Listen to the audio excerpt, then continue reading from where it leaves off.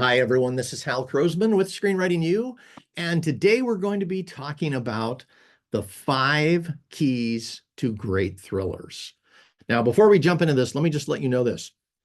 According to Inktip, the last time I talked with them about this, which they have about 5,000 producers that use their service at different times, they have said that thrillers are the #1 most requested genre. So you are in the right place. Today, what we're going to do is talk about first the 5 keys to a great thriller. Then we'll go to, and during that period of time, we'll be pointing to Bourne Identity for my examples because it should make sense. I want to make sure that you really do get this. My guess is most or all of you, if you love thrillers, you've seen Bourne Identity. I am using it tonight because there is one thing truly special about it that goes beyond even most thrillers. I'll tell you that later on as we get into it. And then we'll talk about the upcoming class, Mastering the Thriller Genre. For those of you who really do want to be great thriller writers, this class is specifically designed to give you all the skills, everything you need from start to finish, and to make sure you can do it in a way that people will love your writing. So let's jump into it. Purpose of a thriller. First thing, it keeps the audience on the edge of their seat. Now, a lot of times people will write a drama with thriller elements, and the problem with that is that it doesn't keep us on the edge of our seat. It keeps us emotionally engaged in the drama part, and then there's these thriller elements. I would say, if you can, please write your thriller in a way that is truly a thriller, because that is going to make a difference when it comes time to marketing your project. It's going to make a difference when it comes time to put it in front of audiences. So first thing, the reason we go to a thriller is because it keeps us on the edge of our seat. Thrillers have high stakes, they have plot twist, suspense, and they never let up until the adrenaline-packed climax. So if you just do all of those things, first, people are going to absolutely see it as a thriller, and second, they're going to think you're a great writer. Because every single one of those makes a difference in the audience experience and in the reader's experience also. Now, how do we do that? Key number 1, mystery, intrigue, and suspense.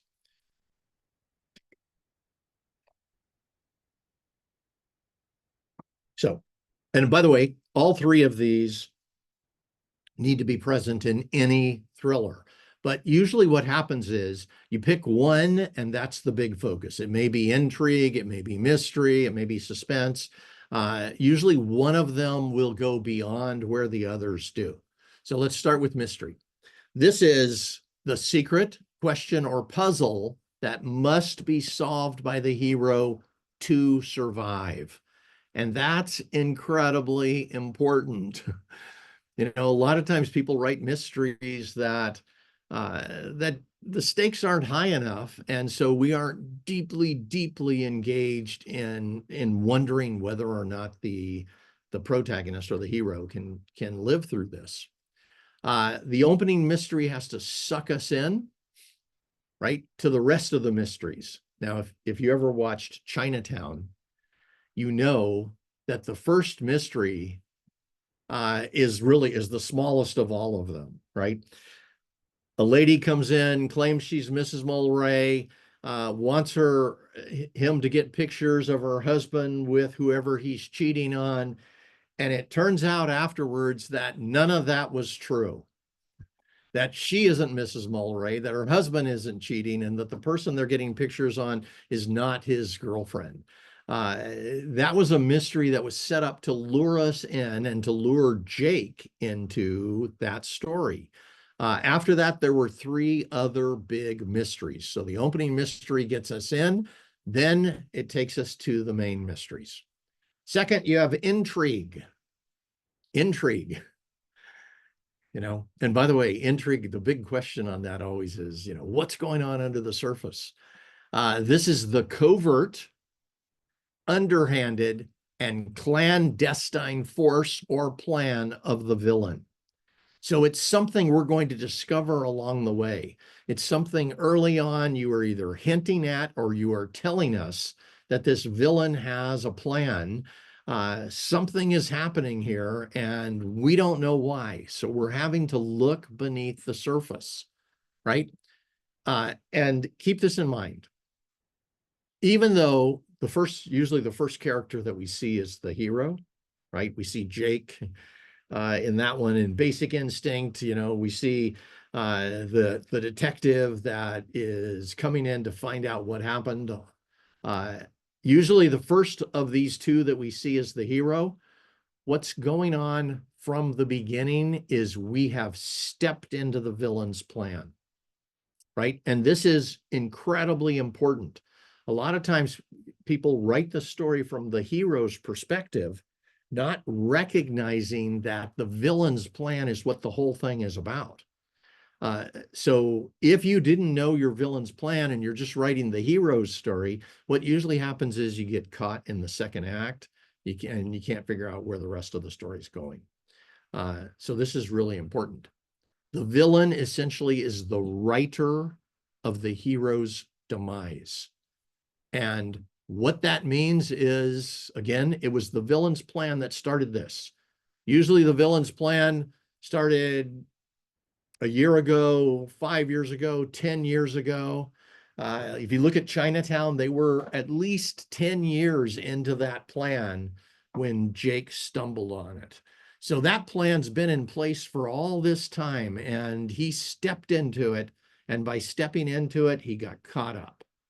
And then there's suspense. Suspense is the escalating danger that the hero must survive.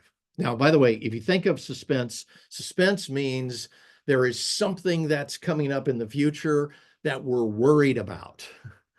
If you ever had to do a test in school and it was the big one, you had suspense going in, and maybe your parents had suspense too. If you're ever worried about whether or not you're going to get that raise at work, you're in suspense. Those are the normal ones. But for a movie like this, it needs to be escalating danger, right? It needs to keep going up. And it needs to be about whether this hero will survive. Because again, if each one of these has high stakes, the audience is never going to be able to stop thinking about them throughout the whole movie. So this stuff's really important. The suspense keeps us on the edge of our seats. Combine it with intrigue and mystery, and we're deeply, deeply engaged. This is probably why you're here, by the way. You're probably here because you've watched thrillers before that you were just, it was like, oh my God, I couldn't stop thinking about it and wondering. And I was so engaged in the mystery and I was wondering what the hell was going on under the surface. I couldn't, I was deeply worried about those characters. These three need to all be powerful. And one of them is probably going to stand out, but the others still matter in a big way. So, all right, let me just show you that with Bourne. The big mystery for Bourne is, who is he? He doesn't know who he is. We don't know who he is.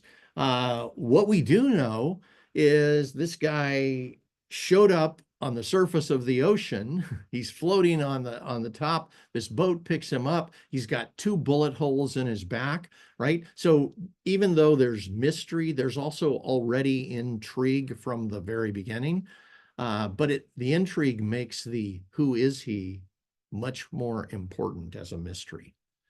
Then the other mystery, what does all this have to do with the CIA? And if you think about Bourne, what happens is we see him, we see the boat, and then we see him, then the captain's trying to take care of him and keep him alive. And now we cut to the CIA and we find out that their guy didn't do the job. Now, if you just paused right there, now you have a question. Which one? Is it Bourne, the guy we're looking at, who didn't do the job and got shot in the back? Or is he the one that survived the job that the CIA was trying to make happen at that point? Why are they trying to kill him? Is the next mystery. There's something going on here. Why? And then finally, how can he possibly win against the CIA assassin team, Treadstone?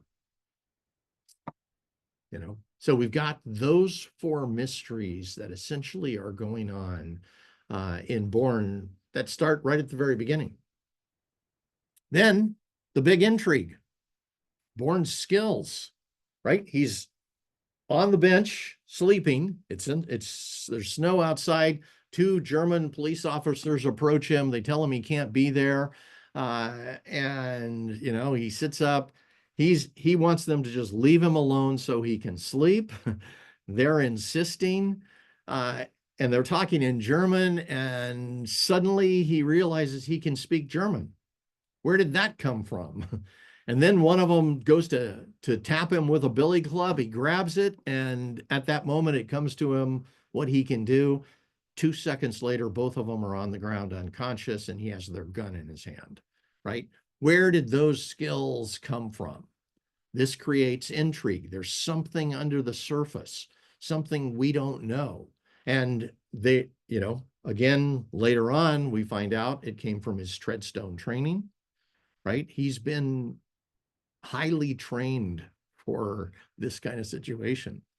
Then Treadstone itself, it has intrigue inside of intrigue. They're a secret assassination organization inside a secret organization, the CIA, right?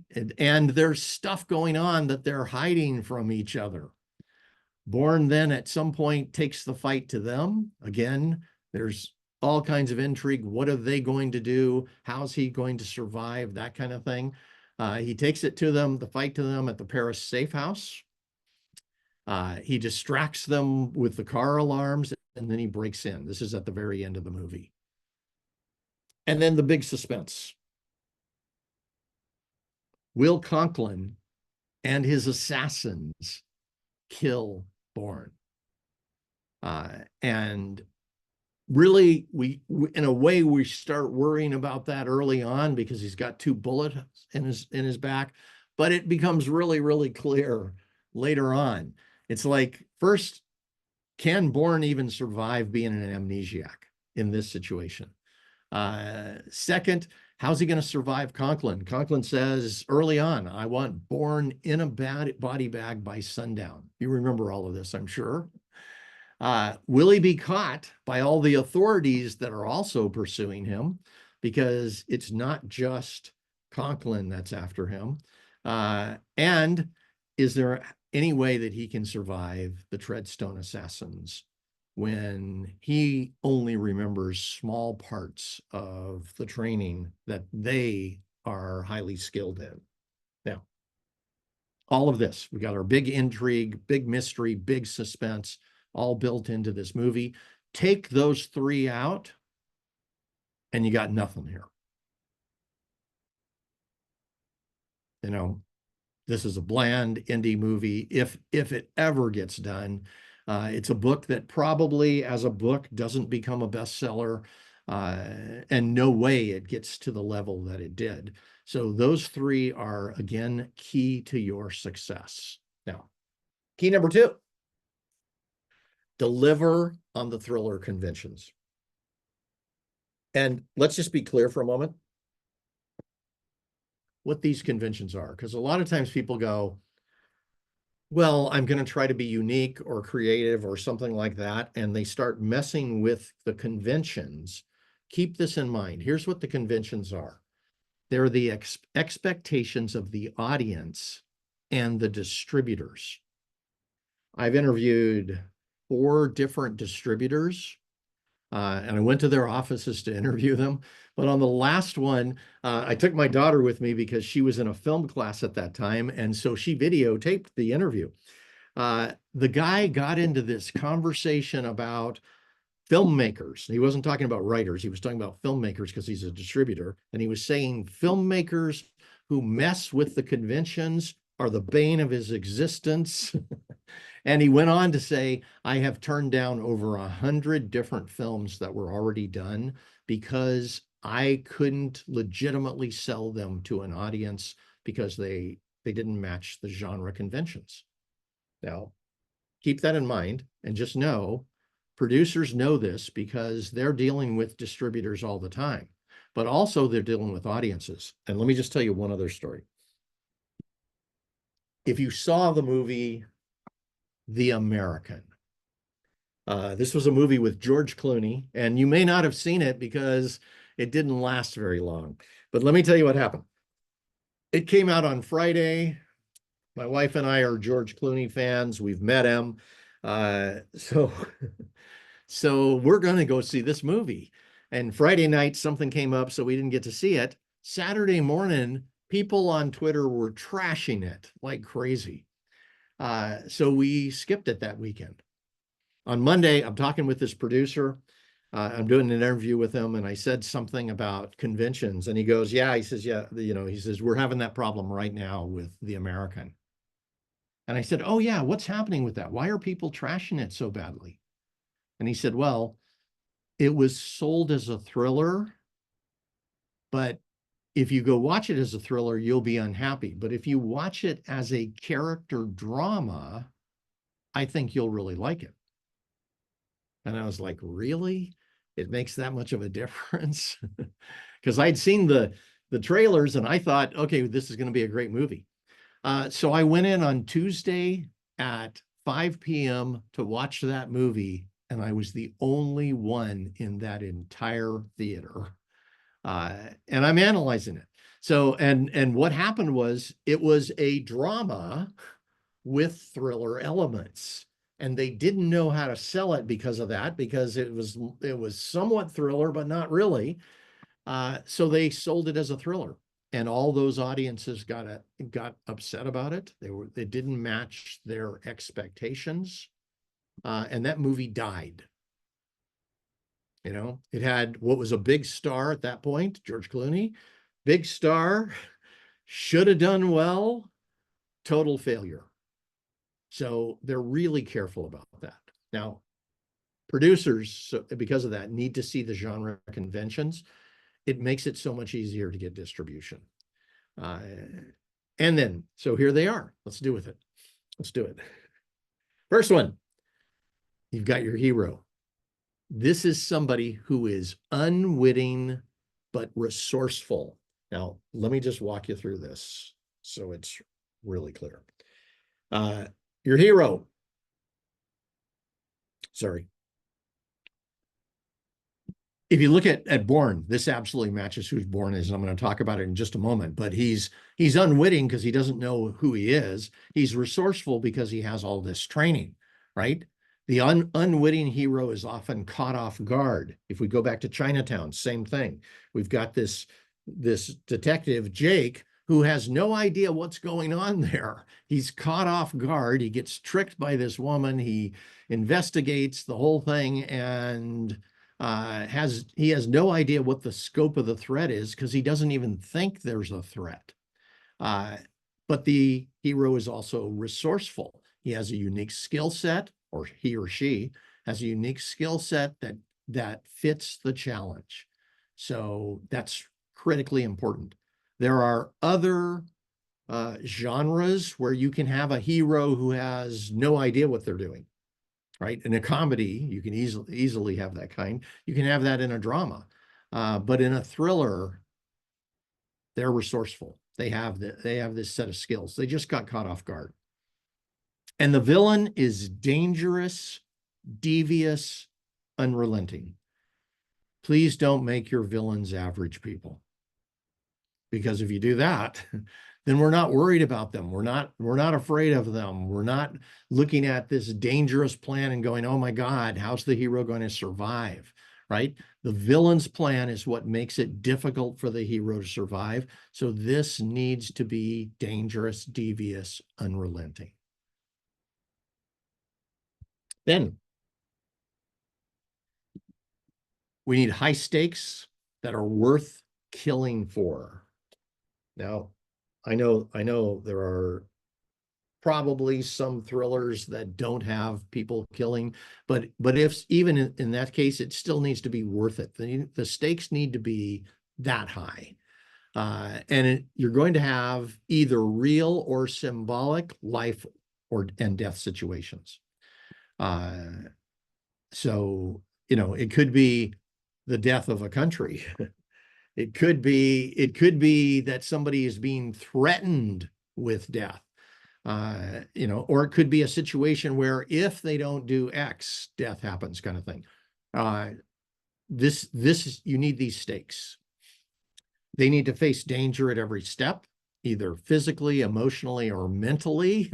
The hero either needs to be in danger or there's the implication of future danger. Again, this part is for the suspense,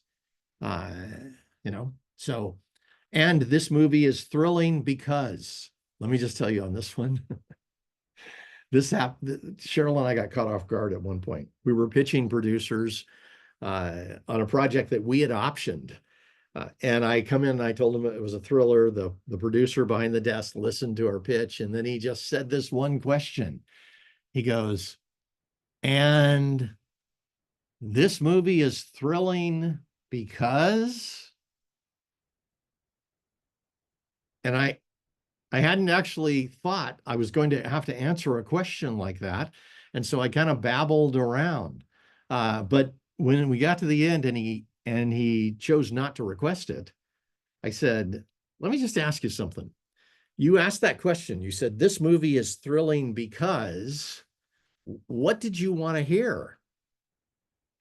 Right? And he did. He wanted me to basically give him a couple of sentences to tell why it's thrilling. So let me just show you here. Intriguing concept.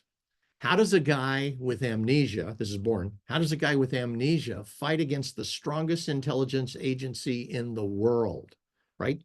I think that's an intriguing concept. Even if you have a normal person who doesn't have amnesia, how do they fight against the strongest intelligence agency? If you have a single spy who knows what they're doing, right? They're going to be able to at least handle something. But a guy who has no idea who he is, that's just about impossible. So Jason Bourne, unwitting, he has amnesia. He's resourceful, though. Without knowing it, he is an incredibly well-trained assassin. So that we're fitting there, right? Dangerous villain, Conklin, the head of the CIA. Program Treadstone, he wants Bourne in a body bag by sundown, and he activates a whole bunch of analysts and assassins to go after him. Now, high stakes, Bourne's life, Wombosi's life, Marie's life, Conklin's life, the exposure of Treadstone, and there's probably some other things in there. Life and death situations, starts with a body in the water, right? Him escaping the MPs at the embassy, a car chase running from the police, the assassins in Paris and at the country house, the fight in the Paris CIA office, right? All of these are life and death situations, and it ends with Conklin's death in the street. So we've hit every single one. Now let's go to this one. This movie is thrilling because, and you need to be able to answer that. So here's the way we might answer it here. We've got these engaging mysteries that Bourne has to solve, right? That keeps us engaged on a mystery level.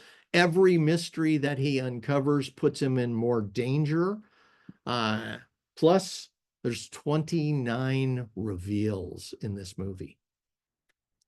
And if you want to become a master at reveals, you should see our analysis of that. I've got an analysis of every single one of the reveals in this movie. And just so you know, only one of them is a flashback. A lot of people do reveals and they try to do flashback after flashback after flashback. And then it's like, well, we're really telling the story of the past. This movie had 29 reveals that were all happening in the present.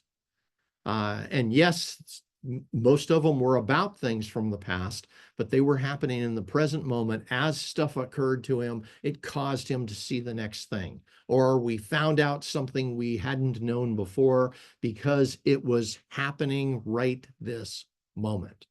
So this is at least one version of an answer to this movie is thrilling because. And the more you know, the easier it is to be able to answer that question, which increases the chance the producer says yes. Key number 3. Now we start with the villain's covert plan. Now, you may be looking at this and going, well, I've already thought of my villain's plan. If so, good for you. If you didn't, if you just thought of your hero jumping into a difficult kind of situation and then started writing, very likely the villain's plan is actually going to save you. So let's go into this. The villain's plan was formulated and put into action long before this movie began. Keep that in mind. This is not something where both parties start on equal ground. In reality, your hero is way down here and the villain's already up here. And the hero needs to somehow find out what's going on, and it's all going to surprise him or her. So that plan is hidden. The villain's plan, it's hidden. It's only revealed when the hero's on the edge of death. And let me say it a different way. It's revealed as the hero steps into it. So we have one of those things where it's like if you walk into a dark room, let's say, you go to somebody's house, you go down in the basement, you're supposed to get something down there. It's dark, musty, things are all over the floor. Things are revealed to you as you step on them. And that's the way the hero's experience is in this particular situation. As they step into the next part of the plan, it's revealed to them. And that can be pretty dangerous, right? It keeps your hero on the edge of death. Without knowing it, the hero steps into the middle of the villain's plan, right? And from there, they must solve the mystery to survive. So they are continually at a disadvantage, which makes it so much more interesting because the audience is in that same experience, right? It's like that's part of what makes a thriller work, is because the audience is having the same experience as the hero from that perspective. Now, they may not be masters in kung fu or shooting or whatever. They may not be spies and that kind of thing, but we're discovering each of the mysteries as the hero is. So, number 4, trust and betrayal. This, there's lots of emotions in a thriller, but these two are so valuable. If you just had a thriller where, okay, intriguing things are happening over and over, and that's all we've got, that's one thing. But if you add in trust issues and betrayal, now we have deep, deep emotional experiences for the audience and for that character. So let me walk you through this. You'll love this. First, the hero's thrust into this world of intrigue, covert activity, devious villain. But because of all of that, many players are not trustable. And depending upon how your movie is, or your TV series, whichever it is, we may not have any idea who to trust. And the truth is we as an audience may trust no one in there. Because that's natural. It's like, you're in this thriller, that they're going to set all kinds of things up. That things are going to be revealed that you didn't know in the beginning, right? So we're not sure who to trust. And there's a couple of different places. There's really 3 main things I got to tell you. First one here, who do they trust that they shouldn't. Right? Let's go back to Chinatown for a second. Jake trusts the woman in the beginning who claims to be Mrs. Mulwray. He shouldn't. And he finds out that he shouldn't very, very quickly. So he trusted somebody. He did the job. He gave her the information that she wanted, and it showed up in the newspaper the next day and got this guy fired and all kinds of things, right? Pretty bad. And actually, it got him killed. But let's just keep going from there. The next question is, who do they not trust that they should? So even if you take that same movie, we get a little later on when he meets the real Mrs. Mulwray, and he doesn't trust her. He doesn't trust anything about her. He doesn't believe and all of that kind of thing. And ultimately, he should trust her because she's actually one of the victims in this particular situation. She is even though they don't quite get along at the very beginning, she's probably the most important person that he should trust. So, and later on, yes, he comes to trust her right towards the end. But these are things you can play with and things you can set up that are going to be amazing. One other thing, betrayal is inevitable. So don't hide from betrayal. Don't try to keep your lead character safe from betrayal. Set it up where we experience it. Again, back to Jake, he gets betrayed in the beginning by the first fake Mrs. Mulwray, and then he gets betrayed by somebody else, and then somebody else. He gets betrayed like 5 different times in this movie. And then one time he thinks he's betrayed when he isn't, when he should have been trusting Mrs. Mulwray. So, so it's what it does again is it creates deep emotional connections with your audience.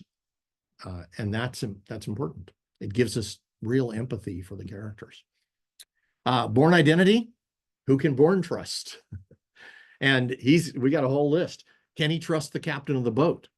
And you may say, well, the captain just saved his life, but the captain just saved the life of a guy who's been shot in the back twice, who is able to do some things that are surprising. The captain could easily turn him in. Can he trust the U.S. Embassy? And in the beginning, it looks like it. And then it turns out, no, not only can he not trust him, but they've got a whole bunch of people who are after him in that situation, and then a call is made that puts his life in even more danger. Can he trust Marie? Marie in the beginning is somebody he's paying to take him on a trip, but he doesn't trust her. And she's somebody he doesn't trust that he should. So the U.S. Embassy is somebody he does trust that he shouldn't, right? Can he trust Conklin? This is his boss. And we can see from the very beginning he shouldn't trust Conklin. And then can he trust Treadstone? This is who he came from. This is like who trained him. Maybe, maybe not, but they're also sending assassins at him. So yeah, probably not. Number 5, create a thriller map.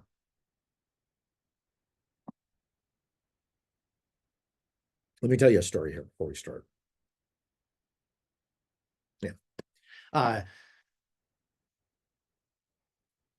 Long time ago, a movie came out that was actually a pretty big hit called Basic Instinct, which is actually, if you watch it, it's an amazingly well-written thriller.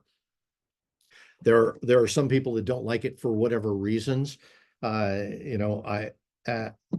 And so even if you don't like it, give it a chance. But let me back up. So the movie came out. They're doing the press junket, and of course they have to get the writer in to talk a little bit. So they always try to find something intriguing the writer can say.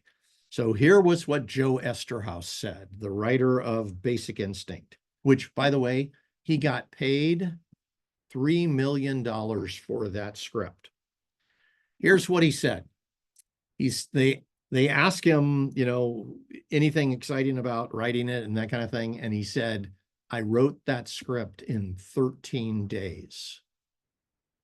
Now, the way people acted was like, oh my God, what an incredible genius. He wrote that script in 13 days, right? If you look at this movie, it's complex. It has all kinds of twists. It has people still 20 years after it came out, they're still arguing about who the real bad person was in this. Who was the real villain? Okay, so he wrote that in 13 days. 10 years later, I see an interview with him. And the person who's interviewing him says, I want to know, did you really write that movie in 13 days? And he says, yes, I did. But it took me 10 years to figure it out.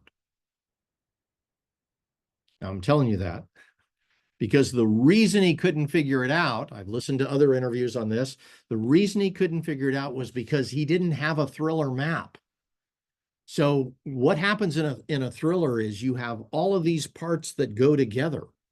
Actually, let me just show you this. The thriller map delivers on the marketable concept, on the character journeys, and it gives real clarity on the 10 layers of a great thriller.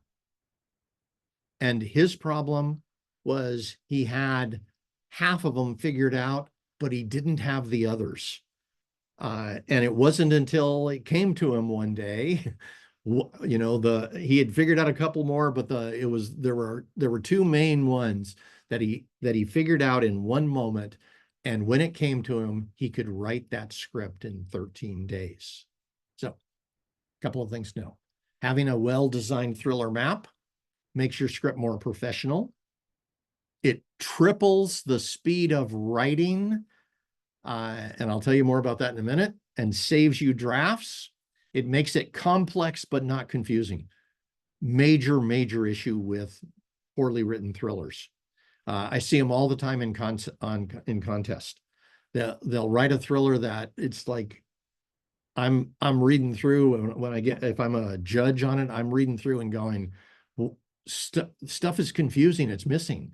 And anytime something's confusing in the script, producers in this industry don't think, wow, this writer's amazing, I can't figure it out. If it's confusing, they immediately think there's something wrong with the writer. This is the one emotion you don't want people feeling. You want them intrigued. You want them wondering. You want them, in suspense. Everything else we talked about, but you never want them confused. So you do need complex, but not confusing. And it shows that you're a great writer when you have a thriller map. Let me walk you through real fast. This is the thriller. This is the elements of a thriller map.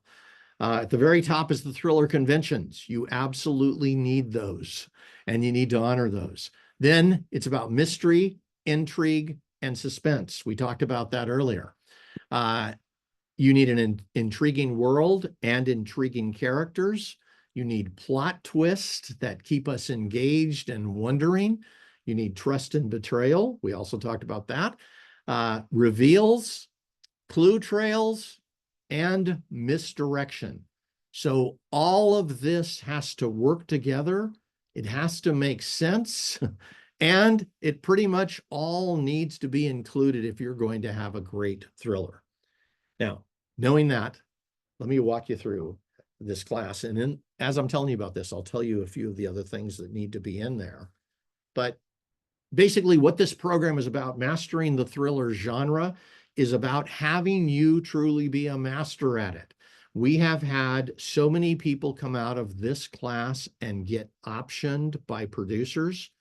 We've had people who had never written a thriller in their life, and by the end of this program, they're like, oh my God, this is my genre now.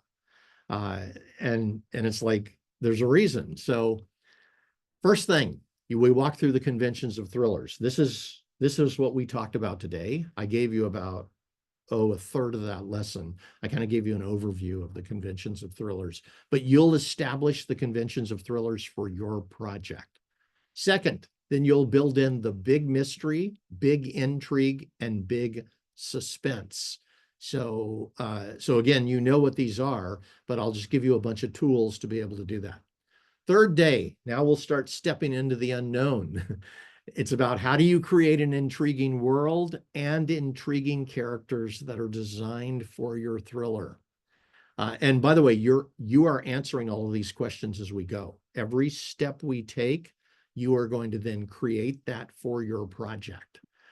Fourth day, we have a special model that I won't explain called the stacking suspense model, which is designed to make your script so suspenseful. And I won't go any further. This is something that we created that has helped so many writers make every page of their script suspenseful. Then we're going to go through 3 days in a row. The first one where we create the villain's plan all the way across the whole story. So it won't be something where you just create what it's going to show up as in the very beginning. You will know the entire villain's plan from start to finish by the time you're done with this lesson. Then you will craft the big mystery sequence. What are the mysteries and in what order do you put them? You might have 2 or 3 or 4 mysteries that lead into each other. And like if you look at Chinatown, it had 4 mysteries. And each one led into the next one, and each one revealed all kinds of new things. It was amazing writing because of that. Then day 7, now you're going to create the life-threatening suspense all the way across your story. And these 3 are going to come together to become actually this is intertwining the big mystery, intrigue, and suspense to become the plot of your story. So if somebody looks at your story, they won't say, this is a drama with thriller elements. What they will see is thriller in every single scene, because you've got the villain's plan showing up in different scenes. You're crafting the mystery that's showing up in certain scenes. You've got life-threatening suspense that's showing up. And now we've brought them all together to create your plot. From this point on, you have a plot, you know your story. Every bit of it is incredible. And now we start building in the other parts. So now you start building in the plot twist. And we're going to walk you through exactly how you create plot twist. And you'll build those in all the way across your entire plot. You'll build in trust and betrayal. You will set up situations where we either trust and later will be betrayed, or we don't trust and later we'll find out we should have trusted that person. Or you might even have situations where you have all 3 of those happening over the course of the script. Then it's about how do you create demands for reveals? And this is our reveal model that will change your whole life as a writer. You will use what we teach you in this reveal model in every genre you write. And your reveals won't just be the lowest level where you have a character explain it to another character. That's the weakest possible reveal. They will be designed so that we are worried about them up front, so that when they happen, they are surprised, and so that they change everything that happens after that. So that makes them incredibly powerful and makes you a much stronger writer. Then it's about engaging clue trails and how you misdirect your audience. Again, we will build that into the story all the way through, really. And finally, at the end, you will go through and elevate your thriller map. And now what you have is you have this incredible plot that has all of this thriller stuff built in, and you've elevated that thriller map to a level that you are blown away by. And the truth is at that point, you can write it as fast as you want. We've had people go through this program, and at the end of it, we haven't had anybody write a script in 13 days, but we've had people write the script in 15 days and get it optioned within a week or 2 weeks after. Delia Colvin did that. it was astounding. She was one of those people. She was a pretty good writer. And she went through this program, and at the end she said, "Oh my God, this has changed my whole life and the way I think." She wrote her script in 15 days. She had it optioned within 2 weeks after that. And it was because it was an incredible script. Now, let me give you the dates on this. This program begins on November 18th. That is about 10 days from now. So that gives you time to brainstorm ideas.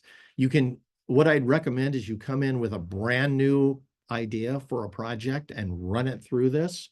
If you have a thriller that you have already written and you're trying to make sure that it's the best it can be, then what I would do is I would pull out the elements of it and create something new going through this process, so you have the complete freedom to create. And then at the end of that, go back and look and see which one you like the best and move forward with that. Again, November 18th is when it starts. That's in 10 days. This is a 30-day class. So by the time we get to Thanksgiving, you will have an incredible script. Or actually, sorry, by the time we get to the middle of December. Okay. Normal price on it's $199. Let me see if I can give you a special. Yes. For the first 10 people, you can get in at $129. That saves you $70. After that, once number 10 has been hit, then it'll bump up $30. And then after that, it'll bump up to the full price. So this is something you want to do. Right here, here is the link, bit.ly, just write this down, bit.ly/thriller-class. So again, the link, bit.ly/thriller-class. Let me give it to you a little bigger here. There we are. It's right there. So come in, be open. As you go through this program, you are going to see lots and lots of great examples. There are movies that you've probably already watched that when you go back and watch them again, or when you look at the script, you'll go, "Oh my God, they were doing so many other things that I just didn't notice." Again, thrillers are naturally complex, and it's easy to miss some of the things they do that make them great.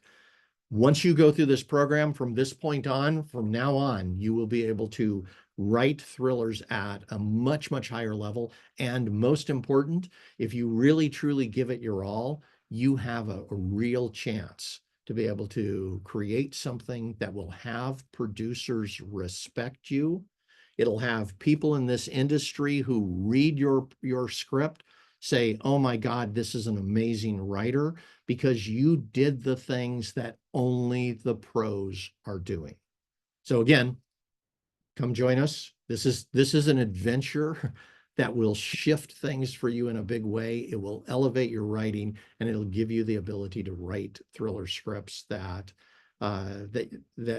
probably, very likely, nobody you know has that level of skill. So you will stand out from the pack. Again, for the first 10, you get in at $129. So thanks for being with me tonight. I hope you got a lot out of this already, and I promise you, you are going to love what you learn from this program and what kinds of changes it makes in your writing from this point on. With that, this is Hal Krosman with Screenwriting U, wishing you the absolute best with your writing. Bye-bye, everyone.